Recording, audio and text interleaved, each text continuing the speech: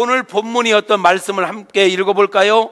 마태복음 28장 19절 시작. 그러므로 너희는 가서 모든 민족을 제자 삼아 아버지와 아들과 성령의 이름으로 세례를 베풀고 내가 너희에게 분부한 모든 것을 가르쳐 지키게 하라. 볼지어다 내가 세상 끝날까지 너희와 항상 함께 있으리라 하시니라.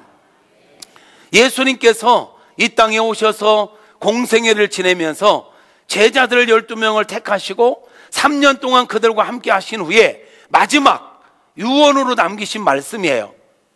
너희는 내게 듣고 보고 경험한 바를 이제 가서 전하라. 제자 삼아라.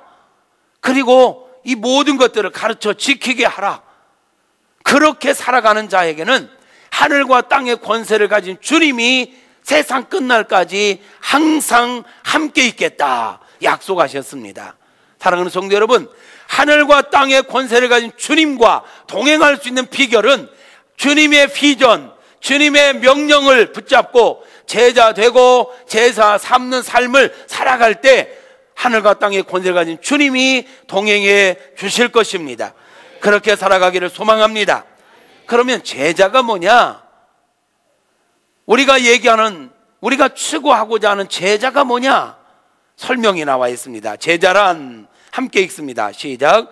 자기를 부인하고 자기 십자가를 지고 예수님을 따르는 자로서 예수님의 가치와 비전을 나의 가치와 나의 비전으로 삼고 예수님의 마음과 삶의 태도를 본받아 하나님을 기쁘시게 하고 사람들을 행복하게 하는 자이다. 제자가 어떤 사람인가?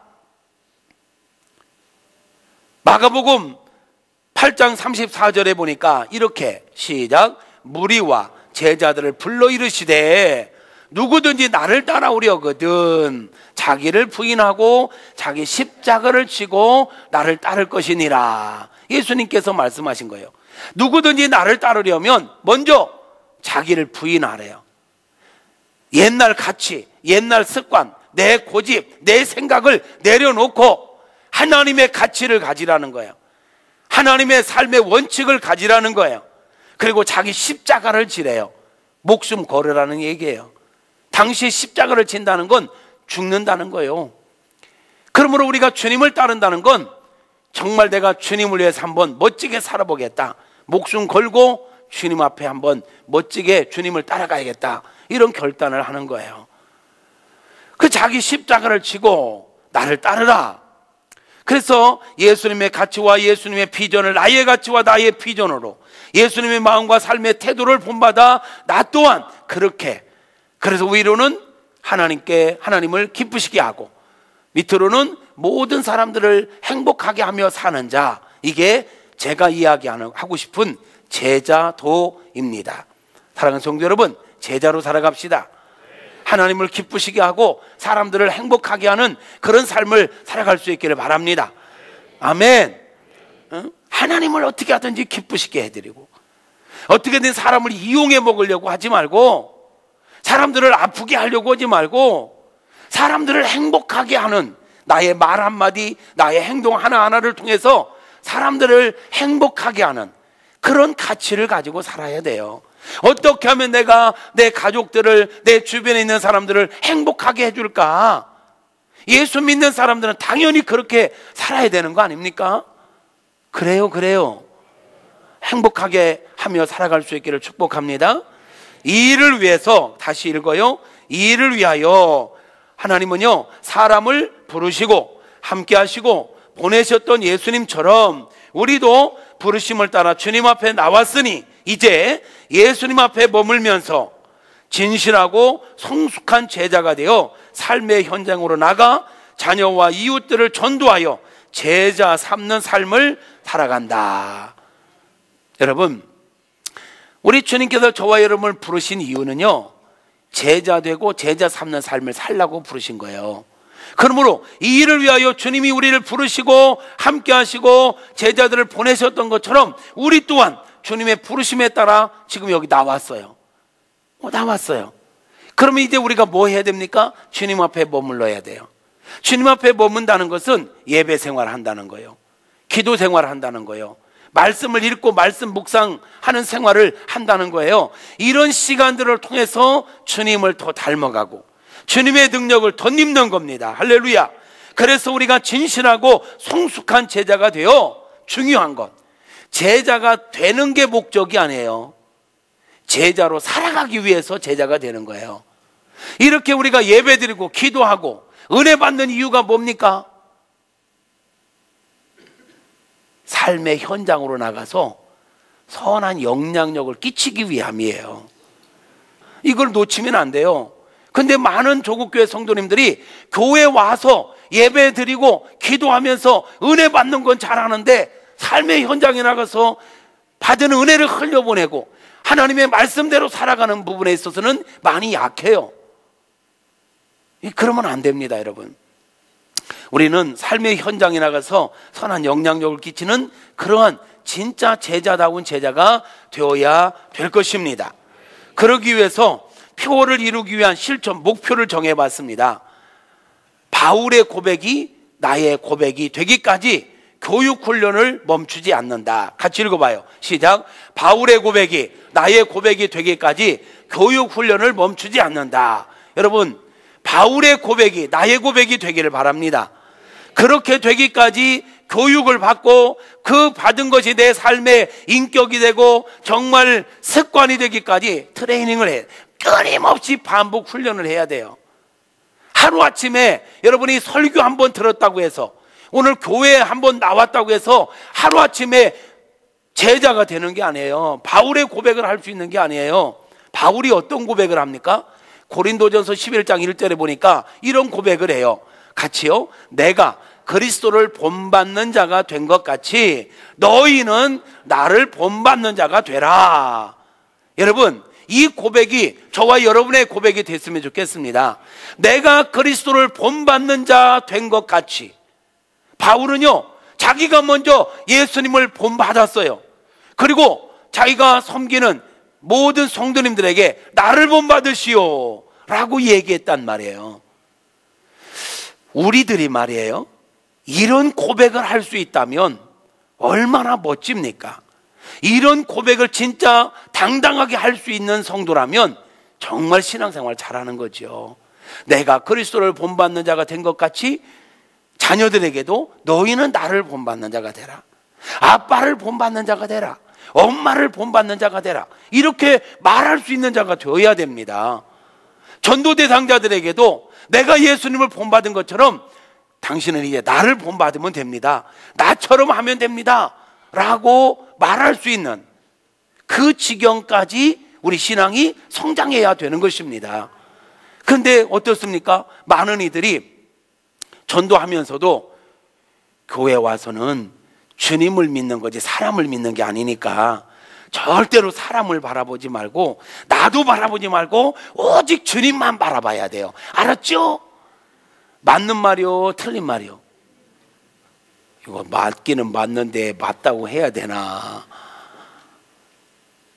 자신이 없으니까, 나를 본받으라고 하기에는 뭔가 좀 자신이 없으니까 자꾸 이렇게 이야기하는데, 맞는 말 같으면서도 사실은 그렇게 좋은 말은 아니에요. 우리 예수 믿는 사람들이 나를 본받으세요 라고 말할 수 있도록 내가 먼저 변화되어지고 내가 먼저 정말 주님을 본받으면 되는 거 아니겠습니까? 왜 1년마다 이 표를 보통 바꾸는데 6년 동안이나 이 표로 가느냐?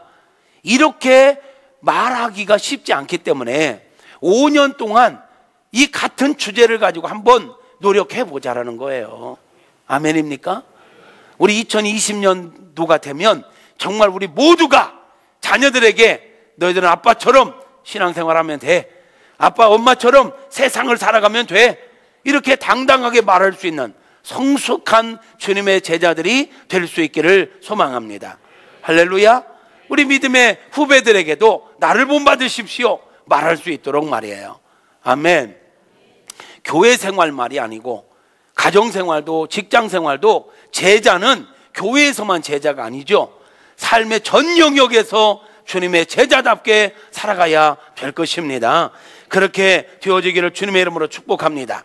마지막으로, 그러면 이렇게 바울의 고백이 나의 고백이 되기까지 정말 우리가 끊임없이 노력해야 될 게 있는데 10가지입니다. 표어를 이루기 위한 실천사항 10가지. 이런 바울의 고백이 나의 고백이 되어지려면 적어도 이 10가지에 관심을 갖고 반복해서 훈련해야 돼요. 첫째, 사랑하는 성도 여러분, 예배의 성공자가 되십시오. 공예배의 성공자가 되십시오. 우리 한국 교회가 공식적으로 드리는 예배라 함은 주일 오전 예배, 오후 예배, 수요 예배입니다. 이걸 보고 우리는 공예배라고 합니다. 성도라 함은 적어도 이 3번의 예배는 드려야 된다는 얘기예요. 이게 한국 교회가 정한 룰이에요. 우리 습성상 일주일에 한 번 예배 드리는 거 가지고는 조금 믿음을 유지하기가 조금 어려워요. 환경적인 요인들 때문에. 그러므로 적어도 3번 정도는 드리자는 거예요. 여러분, 지금까지 여러분이 예배 생활 어떻게 하셨든 간에 새해에는 우리 이렇게 한번 도전하자고요. 내가 공예배는 반드시 참석하겠다. 반드시 참석하겠다. 지금 여러 가지 환경들이 부득이 수요 예배 참석할 수 없는 환경들도 있지요. 조금 최선을 다해서 조정해 보세요. 사람이 하는 일인데 또 안 될 게 뭐 있어요? 마음 먹으면 되는 거지. 돼요. 근데 왜 안 넣은 거예요? 새해에는 우리 한번 해보십시다. 최선을 다해서. 뭐 부득이 한 일이 있어서 어쩌다가 한번 빠질 수는 있지만 아예 그냥 내리 빠져버리면 안 되지. 아예 나는 주일 낮 예배만 드릴, 오전 예배만 드릴 거야. 그냥 스스로가 딱 정해버리면 안 돼. 열어놓으세요. 주일 오후 예배도. 이 분위기가 뭡니까 이거. 주일 오전 예배도, 오후 예배도, 수요 예배도 함께 도전하십시다. 두 번째, 우리가 바울의 고백이 나의 고백이 되기까지 성장해 가려면 기도 생활의 성공자가 되어야 합니다. 기도하지 않고 힘 있는, 능력 있는 신앙생활은 기대하기가 어렵습니다. 기도 생활해야 합니다. 반드시 기도 생활 하십시다. 여러분, 정말 우리가 기도하는 일에 열심을 내야 돼요. 우리가 말씀을 많이 알아도 그 말씀이 어떤 강력한 힘이 되는 것은요, 기도의 과정을 거쳐야 돼요.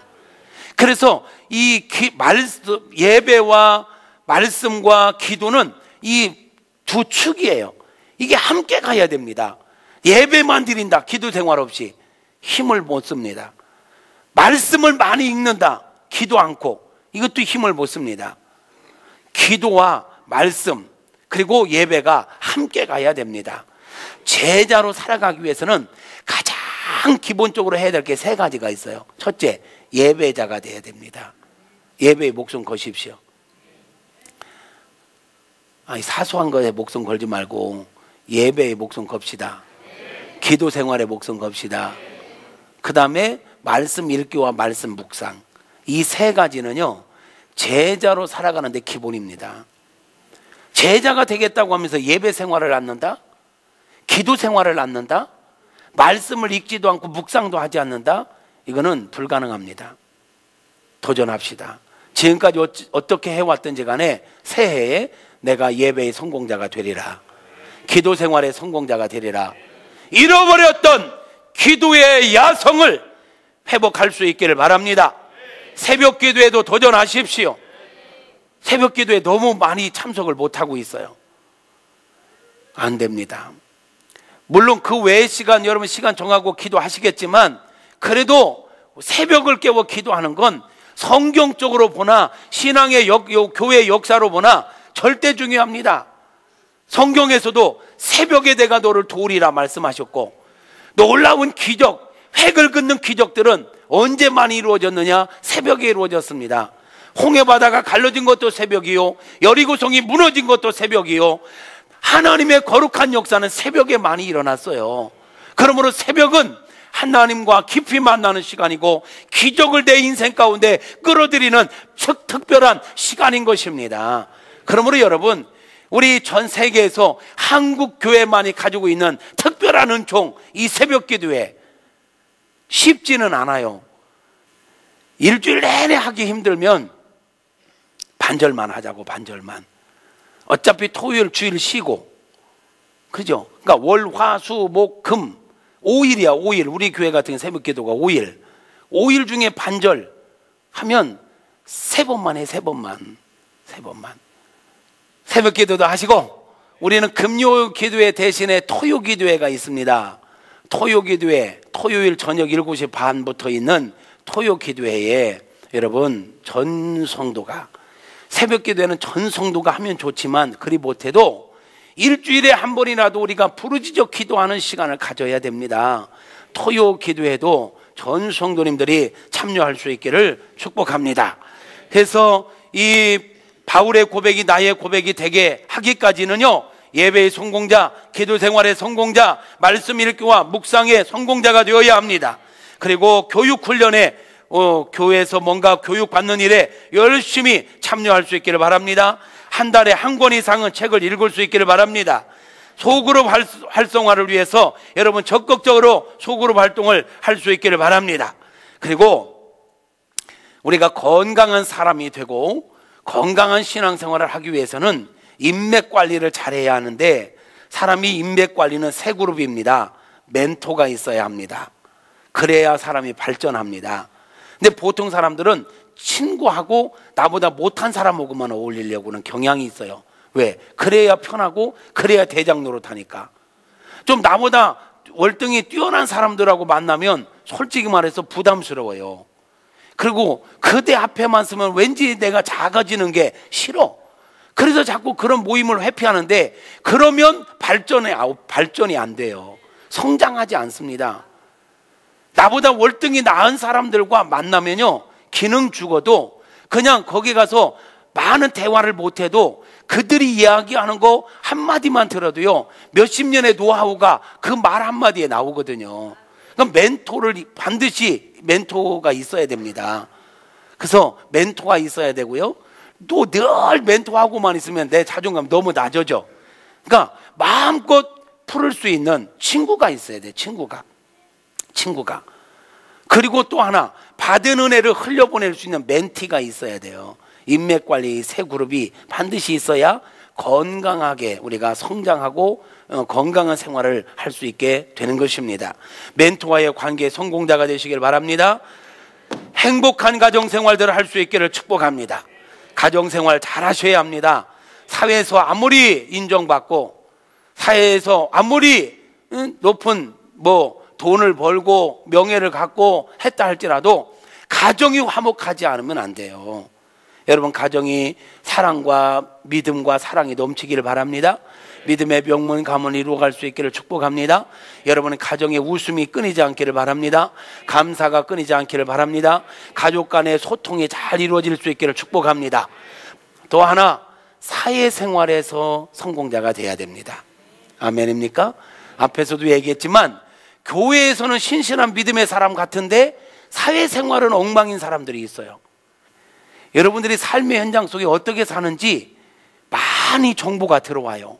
그런데 그런 이야기를 듣다 보면 막 우쭐해지는 부분도 있지만, 어떤 분의 이야기를 듣다 보면 참 너무 창피한 거야. 그분이 교회에서는 중직도 받고 있고 교회에서는 뭣도 하고 뭣도 한다고 하는데 삶의 현장 속에서는 그런 것들이 교회 다닌다고, 그런 것들이 권사라고, 이런 욕을 먹는다는 거야. 정말 그러면 안 돼요. 여러분, 삶의 현장 속에서 사람들에게 칭찬 들으십시오. 그 칭찬은 그냥 오지 않아요. 여러분, 겸손하셔야 돼요. 여러분, 섬기는 자가 돼야 돼요. 여러분, 헌신하는 자가 돼야 돼요. 할 수 있을 때 헌신, 삶의 현장 속에서. 여러분, 우리가 한 명 전도하는 게 말이에요, 전혀 모르는 사람에게 가서 예수 믿으세요, 예수 믿으면 너무 좋아요, 이거 하기는 쉬워요.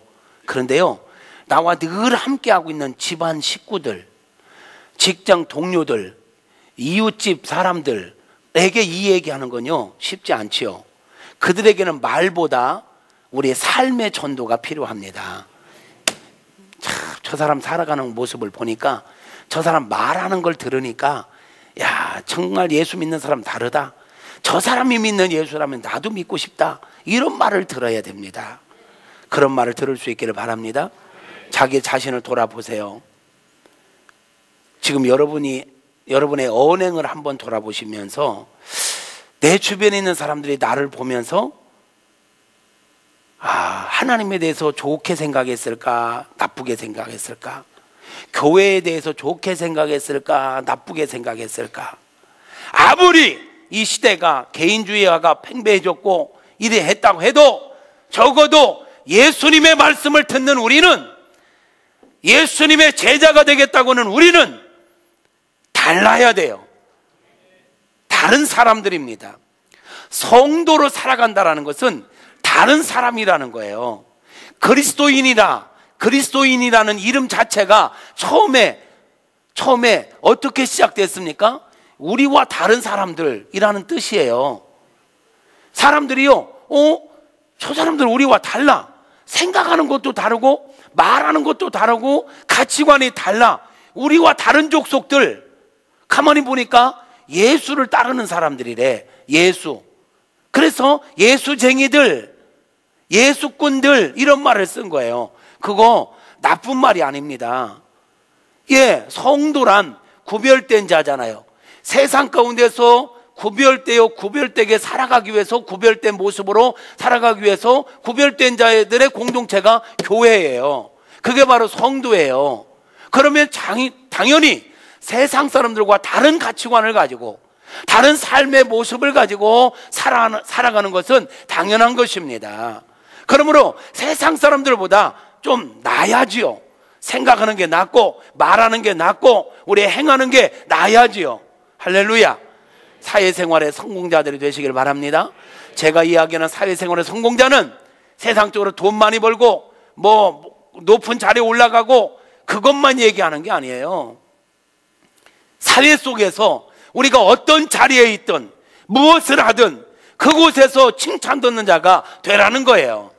세상 사람들에게 칭찬 듣고 인정받는, 그게 바로 우리가 그리스도의 향기로 살아가는 거요, 그게 바로 우리가 그리스도의 편지로 살아가는 것입니다. 저는 우리 교회 성도님들은 다 그런 성도가 됐으면 좋겠어요. 우리 교회가 어떤 교회입니까? 성결교회잖아요. 성결교회. 기독교대한 성결교회, 무국중앙교회, 이게 교회 이름인데, 성결교회가 주장하는 건 거룩한 삶, 성결한 삶입니다. 여러분 느끼시지만 그 이행규 목사의 설교는 삶을 그래서 그렇게 많이 강조하는 거예요. 우리가 말씀 듣는 이유가 뭐예요? 삶이 변하기 위해서요. 제자로 살아간다는 거 뭐예요? 예수님처럼 살아간다는 거예요. 이게 제자예요. 성결교회 다니면서 성결함이 없이 그냥 세상 사람들에게 욕먹고 이렇게 살아가면 안 된단 말이에요. 성결교회의 자부심을 가지고 성결교인답게 우리를 보기만 해도 거룩함을 느껴주고 성결함이 느껴지도록 그렇게 살아가는 저와 여러분 모두가 되어지기를 주님의 이름으로 축복합니다. 10번째로, 우리가 시간이 지날수록 믿음의 연수가 깊어질수록 더 우리가 성숙한 자가 되어지고 좋은 성품을 회복해 갈 수 있기를 주님의 이름으로 축복합니다. 그렇게 되어지기를 원하시면 아멘. 따라서 합시다. 바울의 고백이 나의 고백이 되기까지 교육 훈련을 멈추지 않겠다. 제자 되고 제자 삼자. 아멘.